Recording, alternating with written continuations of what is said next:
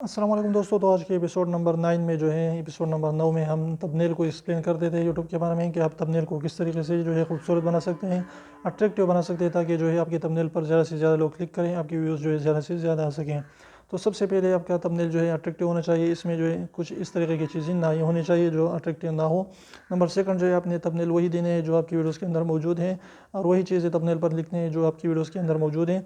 अगर आप इस तरीके से नहीं करते तो आपका थंबनेल स्पैम हो जाएगा। तो इस तरीके से अगर यूट्यूब वाले को पता चलता जाता है तो आपको कम्युनिटी गाइडलाइंस मिल जाता है या आपके थंबनेल को हटाया जाता है। तो इसलिए आपने जो है थंबनेल में वही चीज़ें देनी है जो आपकी वीडियोज़ के अंदर मौजूद हो।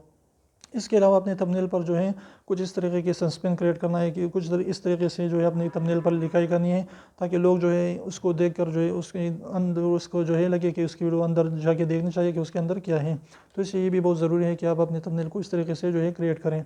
इसके अलावा जो है आप अपने थंबनेल पर लिखाई जो है बहुत कम करें, यानी जो भी आपकी राइटिंग है थंबनेल पर वो ज़्यादा ना हो, और जो भी आपकी मेन टॉपिक है, जो आपका कीवर्ड है, वो आप जो है सबसे ऊपर यानी सबसे बड़ा जो है वो देखना चाहिए। उसकी जो साइज़ है वो बड़ा कर दीजिए उसके फॉन्ट का।